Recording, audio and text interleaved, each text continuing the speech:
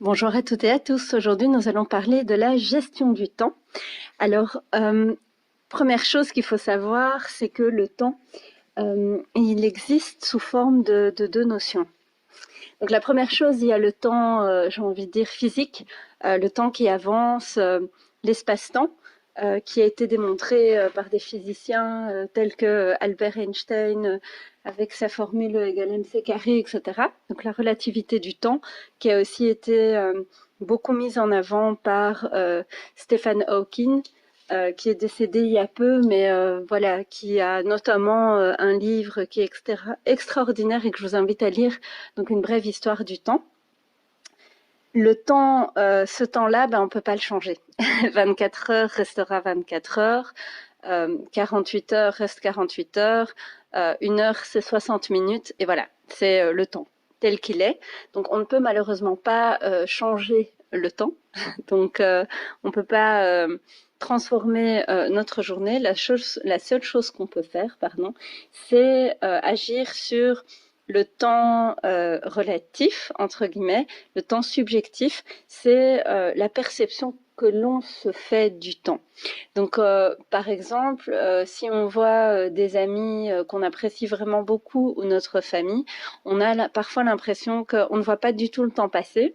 Et donc, on est resté peut-être 2 heures avec ces personnes-là, mais on a l'impression que ça fait que 5 minutes qu'on les a quittés. Et que ça fait que 5 minutes qu'on passe du temps avec eux. Donc le temps est passé très vite et on ne s'en est pas rendu compte. Quand on s'amuse, par exemple, on ne se rend pas compte que le temps passe.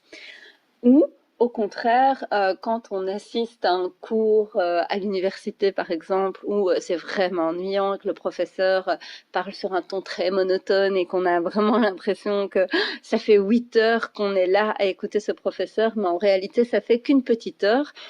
Là aussi, voilà, c'est très relatif, c'est très personnel, c'est une conception que nous, on se fait par rapport au temps. Alors, là-dessus, bien sûr, on peut travailler.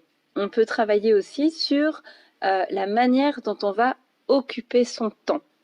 Alors, il y a de plus en plus ces dernières années un mouvement qui revient avec la slow attitude. Ce mouvement-là date des années 80. Initialement, c'était vraiment en Italie, donc un monsieur qui a lancé un mouvement contestataire par rapport à l'arrivée des fast-food. Et là, il y a eu l'apparition de la slow food. Et progressivement, ce mouvement de douceur, de lenteur, l'éloge de la lenteur, va être petit à petit mise en avant par d'autres philosophes, psychologues, etc. Et ça va donner l'éloge de la lenteur, donc un ouvrage qui est très connu, dont on parlera lors d'une prochaine audio, parce qu'ici, on va vraiment s'attarder sur la gestion du temps. Alors, qu'est-ce qui est important dans cette conception de l'éloge de la lenteur?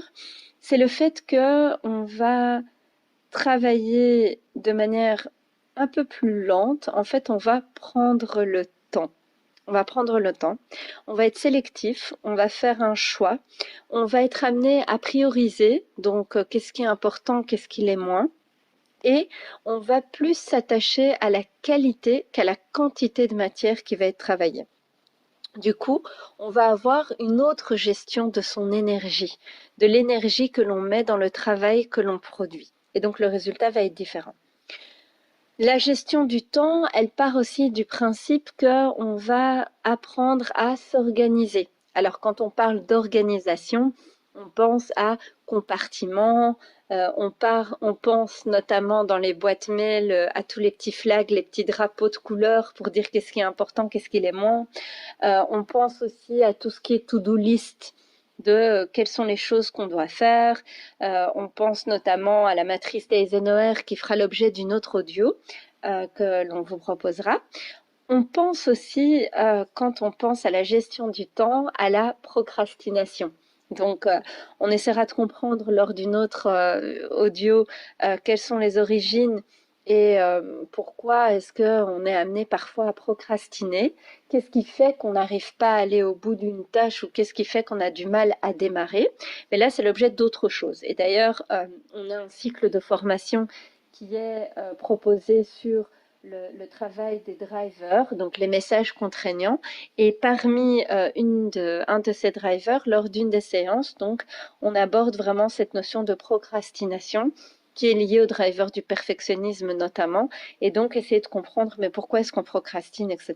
Donc je vous invite vraiment, si vous êtes intéressé, à vous inscrire à ces cycles de formation qu'on propose très régulièrement dans le courant de l'année. Donc voilà. Alors, ce qui est important à comprendre, c'est que la vie est un équilibre entre des moments où on va agir et des moments d'inaction. Il faut vraiment trouver le juste équilibre. Moi, j'aime bien donner l'image de conduire. En fait, la vie, c'est un peu comme conduire. Il y a des moments où on va accélérer, on aura le pied sur l'accélérateur, des moments où on devra s'arrêter. Parce que voilà, il y a les feux de signalisation. Parfois, on devra freiner parce qu'il y a un passage piéton et qu'on n'a pas vu que quelqu'un devait passer.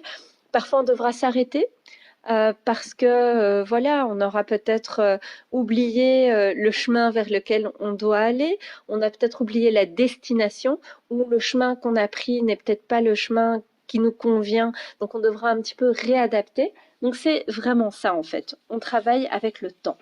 Alors, la gestion du temps, elle part sur différentes choses. Pour pouvoir apprendre à mieux gérer son temps, la première chose, c'est apprendre à s'organiser. On verra comment. Apprendre à se fixer des objectifs qui sont SMART. On fera aussi une audio sur la conception de SMART. Mais donc, en gros, c'est se fixer des objectifs qui sont spécifiques, mesurables, atteignables, réalistes et temporels. Donc, c'est très important de se définir des priorités. Pour pouvoir se définir les priorités, il faut d'abord identifier les tâches que l'on doit accomplir. Donc, quel est l'objectif que je me fixe? Pour pouvoir atteindre cet objectif, quelles sont les différentes tâches que je dois accomplir? Quelles sont éventuellement les différentes sous-tâches? Et ensuite, je vais définir le niveau de priorité. Est-ce que c'est urgent? Est-ce que c'est important? Est-ce que c'est la deadline, c'est pour demain, etc. Quelles sont les actions pratiques que je vais devoir mettre en place, et surtout les moments de pause interviennent là, c'est le fait de faire le point.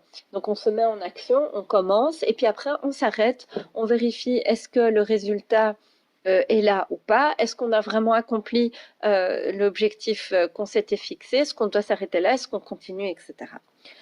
Ensuite, donc comme je vous ai dit, on doit travailler sur la procrastination. Procrastination, en deux mots, c'est le fait de s'arrêter et donc de remettre toujours à demain, avoir du mal à démarrer quelque chose ou avoir du mal à continuer ou terminer une tâche qu'on a commencée.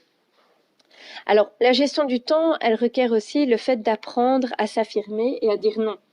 Faire des choix, c'est apprendre à s'affirmer. C'est parfois dire, bon, cette chose-là, elle n'est pas urgente, elle n'est pas importante, je n'ai pas le temps de le faire, donc non, je suis désolée. Tel collègue, est-ce qu'il peut le faire? C'est accepter de demander de déléguer. C'est donc apprendre à déléguer et donc être un peu moins perfectionniste et accepter que d'autres puissent faire un travail qui soit tout aussi intéressant que ce que nous, on peut proposer. Apprendre à gérer son temps, c'est aussi travailler sur la capacité que l'on a de se concentrer. Donc la concentration est primordiale. Et comment est-ce qu'on peut développer cette concentration? Moi, j'ai envie de dire que c'est vraiment par la lecture. Donc le fait de lire des ouvrages tous les jours, on va au fur et à mesure prendre le temps d'apprendre à se concentrer. Il y a des petits jeux qui existent comme ça de concentration, les mots barrés, les mots fléchés, ça développe aussi cette capacité de concentration. Pour développer sa concentration, il y a aussi des exercices où on apprend à fixer une bougie et on doit essayer de rester concentré sur cette bougie. Mais il y a aussi la méditation. Et la méditation dans sa conception spirituelle, où on est vraiment en connexion avec Dieu, où on prend conscience, voilà, on développe cette concentration, par exemple. Alors, gérer son temps, c'est aussi accepter de faire des pauses. Il y a certaines personnes qui pensent que, voilà, plus on fait de choses, plus on est actif, plus on fait, et plus on aura de résultats, et en fait, c'est faux. La seule chose qu'on va faire, c'est s'épuiser, c'est être trop dans le mouvement. Et en fait, parfois, il faut juste s'arrêter et prendre de la distance. Prendre de la distance, regarder les choses de loin pour pouvoir, comment dire, remettre en question les outils, les méthodes qu'on a utilisées et se reposer la question. Une chose qui était prioritaire hier ne l'est peut-être plus aujourd'hui. Une chose qui n'était pas urgente hier va peut-être devenir primordiale aujourd'hui. Donc c'est vraiment, tout est question de remise en question progressive au fur et à mesure et de rester vraiment ancré dans le présent. Alors, la gestion du temps, elle part du principe qu'il y a différentes lois que je vous exposerai dans une prochaine vidéo. Mais pour les citer, et on travaillera dessus de manière plus attentive, il y a la loi de Murphy, on parle de la loi de Parkinson, la loi de Carlson, la loi de Douglas, la loi d'Illich, le principe de Pareto, la loi de Laborit et la loi de Hofstadter. Donc voilà, pour pouvoir en savoir un peu plus, je vous invite à vous abonner à notre chaîne YouTube, à nous suivre sur les réseaux sociaux et à vous inscrire à nos cycles de formation dans lesquels on approfondit de manière beaucoup plus pratique et technique les concepts qu'on expose maintenant dans ces petites vidéos. Je vous souhaite une bonne journée.